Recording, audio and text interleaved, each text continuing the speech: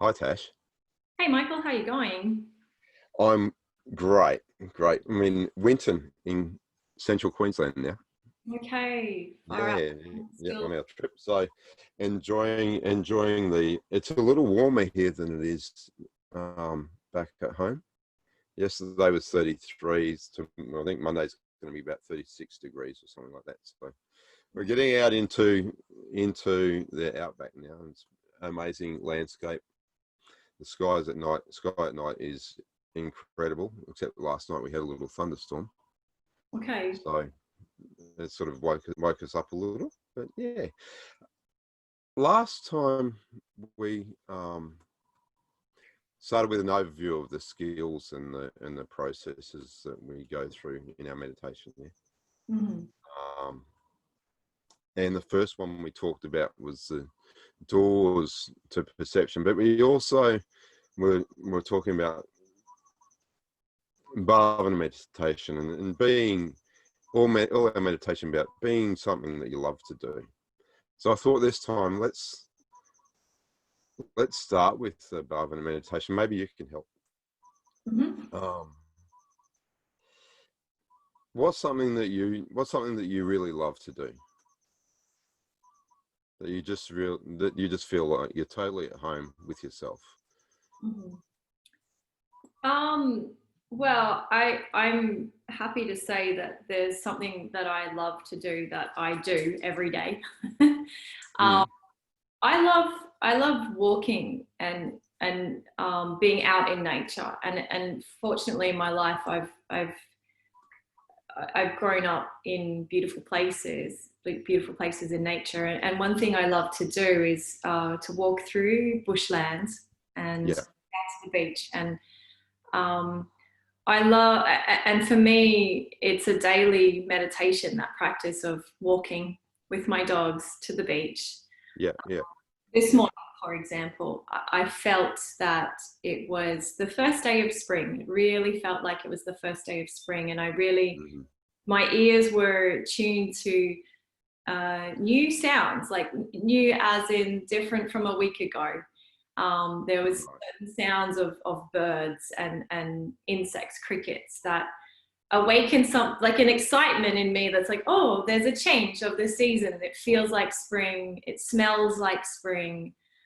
There's even more humidity in the air. And this morning, just walking to the beach, I was just acutely aware through really a very rich sensory experience of yeah, sound, yeah, smell, and touch. And um, I love even listening to the sounds of my footsteps and my dog's footsteps on the sand. There's just a certain sound that sometimes I sort of really tune into, and it becomes hmm, a meditative experience for me. yeah, I love the rhythm of just walking and sort yeah, of moving forwards in space and having this uh, beautiful vision of trees, different colors and different shades of green and flickering light coming through the foliage. And in the walk that I take every day, we lead through this kind of windy path and travels up some sand dunes, and then it opens into really a world-class beach. hmm, And hmm, I'm fortunate enough to have grown up on the Sunshine Coast, and this is where I'm living now. And we have just an immense amount of beach that is yeah, spacious and beautiful white sand, yellow fine sands, and the rolling waves. And that for me, that walking experience is like nutrition. It's something that it almost feels like something I need daily, like yeah, vitamin C or vitamin D. And with Bhavana, the Bhavana meditation we introduced, I think mm, in session two, um, Bhavana, we ask ourselves, what is something that you love? What do I love? yeah, And yeah, dive. yeah, And I often kind of recruit that feeling of just being in nature. And it's hard to describe in words. There's a lot of feelings that I kind of A lot of feelings. Mm. But with what you've just described, there's a lot of sensory experience in it. Sure. Yeah. Yeah. You touched on sound, you touched on sight, seeing things, the sensation of sand, you know, and they're deep and rich. And you're well practiced in this form of meditation now, but everybody's well practiced in life, right? Yeah. Sure. But I don't think people realize so much that when they're experiencing like this, that they're experiencing meditative practice for a start, and not necessarily aware of the experiences they're having as openly as you've just described some of it. So if we sort of break that down a little bit and we say, well, when you're going into an experience, so you actually experienced that this morning, right? Yeah. Yep. But now when you describe it, let's look at the first thing that you sort of came to, which was the sounds. Yeah. So if you take yourself into that experience again and go into the sounds of what you experience again, would you relive that again, and maybe even a little deeper, like the experience of the sound? So it's like replaying what happened this morning. Yeah, I can hear there's wind today. I can hear the sounds of wind gently in the trees, and like soft calling of the birds. And there was a big flock of crows, and I don't know if you've heard a big flock of crows, but they're very noisy. And just even right now, recalling this sensory experience in the form of an auditory sensory experience. Yeah. Straight away, I feel, even though I'm feeling alive and invigorated, I'm feeling really calm, and it's almost hypnotic. I feel this kind of wave of relaxation just wash over me by just in an instant recalling the sounds of my regular walk. So there's different tones of the bird song. Yeah. I can hear distant waves as well. That's rhythmic and melodic, and also very calming and soothing, like this feeling of being at home, home within yourself, just in this wilderness, really. Yeah. I think I could go on and on and on and go deeper and deeper and deeper and articulate this experience. Each time would be richer, I think. If we use bhavana, it is a technique that you could play with for a lifetime, just one experience. And in that experience of sound, there's so much, right? There's so much. Like we have an awareness around us of sound. We have this miracle of these things here. These things that gather waves from around us. Something vibrates over there, and our ears are able to pick up that vibration is coming from over that direction, and we hear a sound and we can look straight at it, and we can tell whether it's a close sound or whether it's far away. We can pick up we can distinguish if someone says our name in a crowd. We can hear a whole bunch of noise, and if someone says our name, we can go, someone said my name. It's not just the ears, but we've got this whole experience that's going on in our head of listening and putting meaning to these vibrations that are touching our ears, that have been brought into our ear canal, changed from movement of air to movement of a membrane to movement of little bones that touch, that then has little hairs that are picking up particular frequencies, and then that gets changed into electrochemical, and it goes into our brain, and then our brain makes some sense of it all. So it's wild. And then the brain's intelligence and its an intricate ability to be able to detect tones as well. We can tell, we can pick up the phone, and in a microsecond we know who that is. We don't have to go, excuse me, who is that speaking now? You know, whether it's your brother or your colleague or whatever it is. You can also detect what kind of mood they're in a moment. So it's not that we're just like receiving vibrating particles. There's all this other depth of organizing and understanding that data that's coming in. Relating it to personal experience and historical understanding of sound. So being able to pick up tonal variations is this incredible skill that we take for granted, I think, sometimes. Exactly. Yeah. So what's a sound that you really love, that you would just say, I can just sit here and listen to this sound all day? I would have to say just being in bushland, and sometimes I do this. I'm on my walk and I will just sit. I will sit down in the sand or the dirt or at the base of a tree, and maybe I will close my eyes, maybe I'll have them open. Depends on what feels natural and comfortable.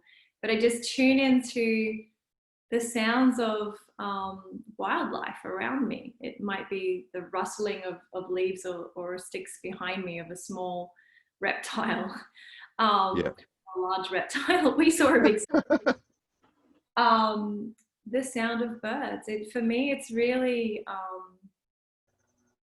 soothing. I grew up on the range in the mountains and you know, my childhood, a lot of time in nature. I was so blessed. And so for me, I think, it's not just, you know, having the good fortune to grow up in such a beautiful beautiful environment. I think spending time in nature is a really great way for humans to connect with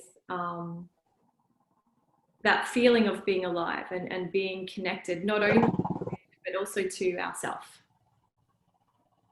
Yeah, absolutely.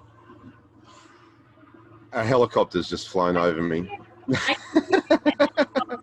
And here, isn't this amazing? So you're in Winton, I'm on the Sunshine Coast, couple of thousand kilometers away from each other. Yeah. We're having a conversation through technology. I have a microphone, you have a microphone. Yours is detecting the sounds of a helicopter.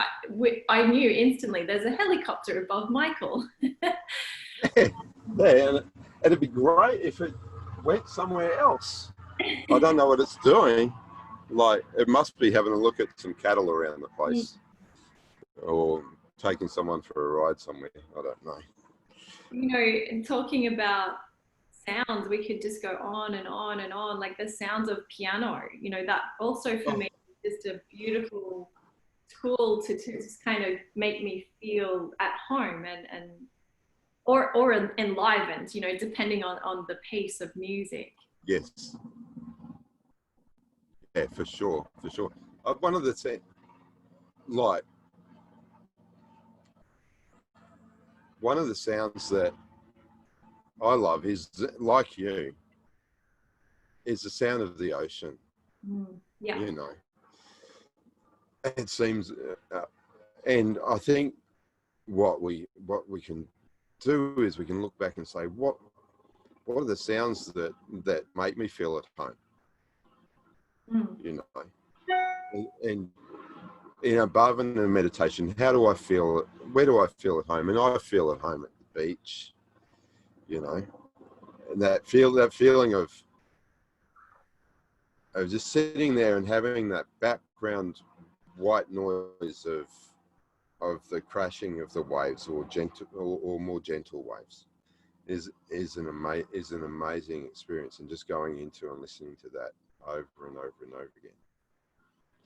But other people, you know, everybody has their own experience of what makes them feel at home and makes them feel most like themselves, right? So for some people, it might be just hearing the crackle of a fire. Yes. Yeah.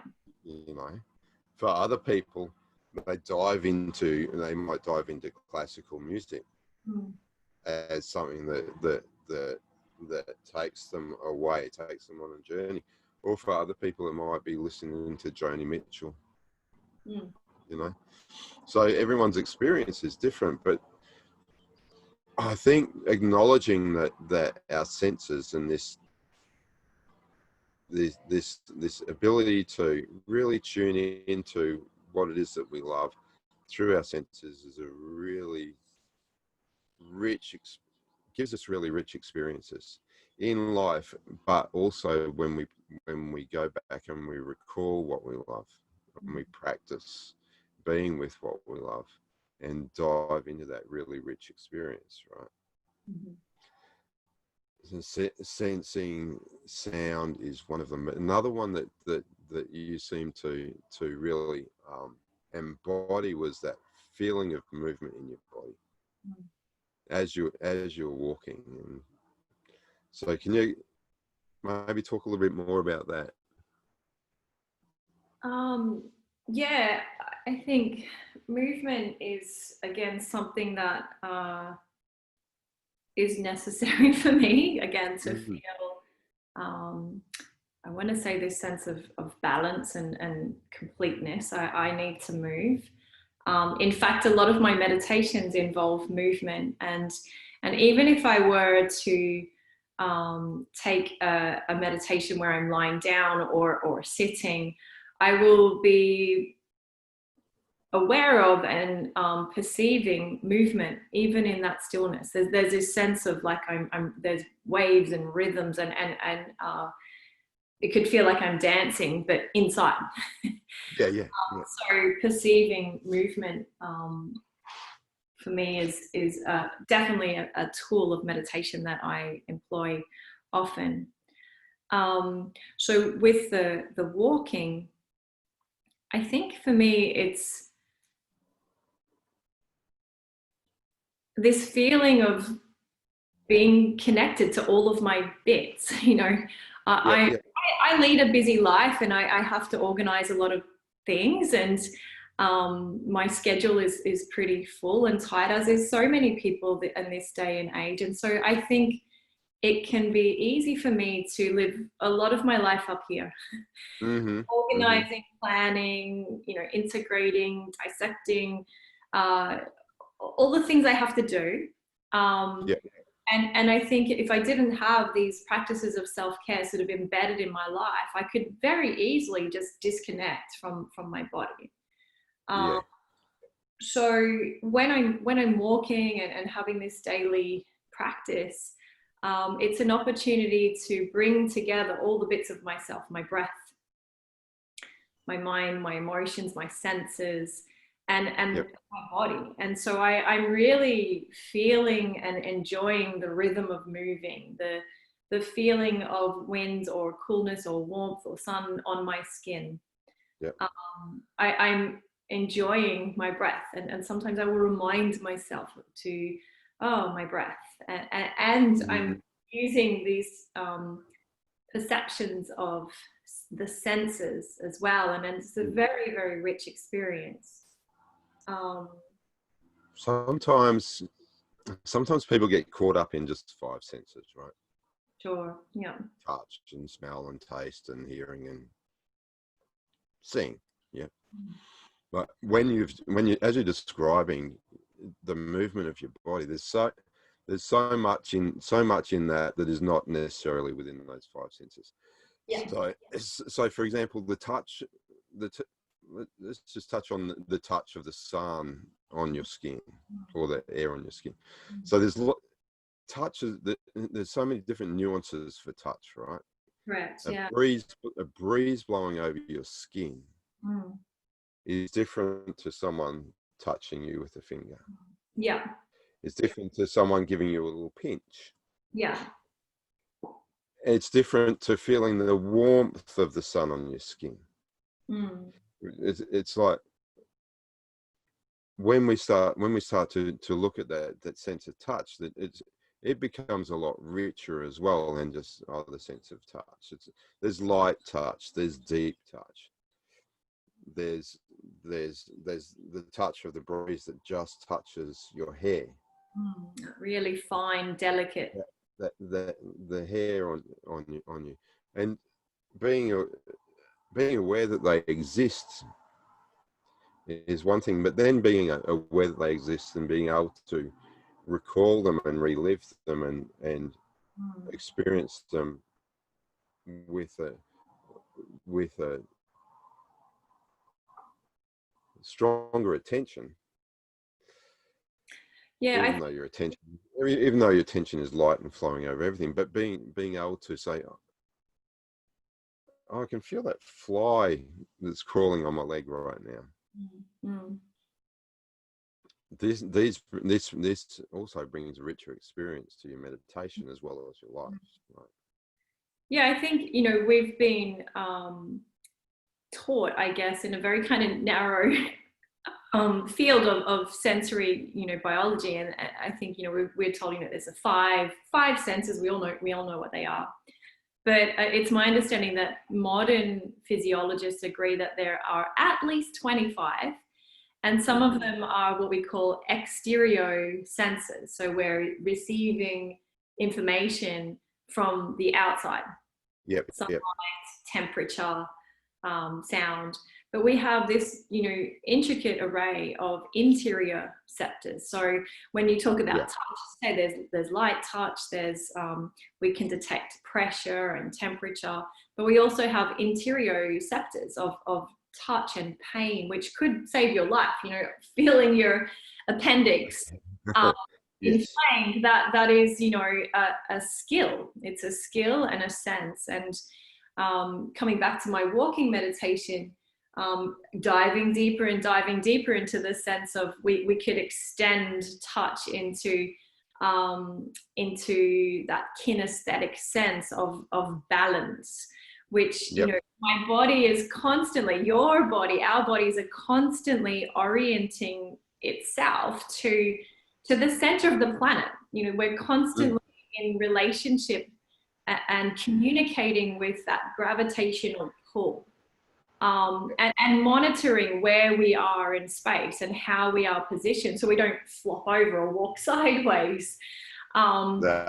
So, and gravity, and that relationship to gravity is another amazing tool of the senses that we can use as a doorway. That you can know where you are in space. Yep. There's the ear part of that. It comes from this vestibular sense of balance. And so if you lost that sense, people who have vertigo or other disorders of the perception of balance, which you're right, it originates in the inner ear. So it's this vestibular sense of communicating with balance, with gravity. If we lose that, it completely dissociates you, can make you feel ill. You can be, in a sense, dysfunctional, because it's really unpleasant if we lose that sense. I don't know if you've ever been in a whiteout, when it's, so for people perhaps in the Northern Hemisphere or Southern Hemisphere where you have snow, you can be on a mountain, and they call it a whiteout, where you cannot distinguish from the sky and the ground. And I have had this experience when I was snowboarding in Europe, and it is extremely disorientating. You feel nauseous. You cannot detect Yeah, And and your ears are still doing their job at that time, they're but trying. that's your eyes. So your ears are not alone in your sense of where you are in space. Your eyes are also part of that Mm, equation, because that's taking out that visual sense, right? mm, mm, I did have a little experience of that a long time ago when I was in an aircraft at night, where my dad was the pilot, and he flew into a cloud mm, at night. mm. Yeah. And there you lost that perception of where are we in space, Mm, what what is the attitude that the body is having towards the earth, you know. So mm. there is yeah, your ears have a big part of that, but also that visual orientation that works together with your ears, that tells you, oh yeah, that's when I tilt my head like that, I feel it, and my eyes confirm it for me. And Take my I imagine if you were a diver, like a deep sea diver, and you had poor visibility of quality of the water, I imagine you could experience something similar. might That, do too. yeah. So Mm, maybe yeah, we could close up this session by just giving the viewers and the listeners a suggestion of a way that they could employ maybe hearing, balance, and sound into a practice that they could, take away and explore. sure. Um, do you have a suggestion? A suggested practice? um I think really, meditation, we can, oh, sorry, Michael, we can over intellectualize meditation, but, yeah, I think a key take home from this chat is like, involve as many senses as you can, allow it to be rich with the senses, and maybe pick one of the couple that we've spoken about. Choose yeah, gravity, or choose sight, or choose hearing, and explore. Use it as a doorway. it's simple, right? It's simple. What if you were just to be wherever you are, and just to listen, Mm, just listen to all of the sounds that are around you, and engage with them, and it's really paying homage to the fact that we can interact with the world through our senses. mm, You mm, know, appreciate the sounds that are around you. Appreciate that you can move your body and you can know where it is in space. mm. You Yeah. know, as simple as maybe you could combine the two and just listen to a piece of music and let yourself move with music. It could Mm, be an internal track, or it could be turn something up and just listen to it, and appreciate that you can hear, and appreciate that you can feel where your body is in space in relation to the center of the earth, and where your hand is in relation to your shoulder and your elbow. Feel movement in the muscles, feel the joints, and just appreciate that you're alive in your body, that you can hear and you mm, can feel where your body is in space. mm. Really simple. Yeah. And just a little side note, if hearing was not one of the senses that you personally align with, just choose one that you do. Some Yeah. people may have hearing impairment. If so, they might not be listening to us right now, or using a form of technology to read our discussion. Um, Mm. but to maybe extend from the bhavana meditation, or the elicitation questions that we offered right in the beginning, where you ask yourself, when have I felt alive, or what is it that I love, or to recall an experience in life where you have felt, at home in Yeah. yourself. Yeah. And then to try to employ as many senses as you can to recall them, like what quality of light, is in that Yeah. sense. Yeah.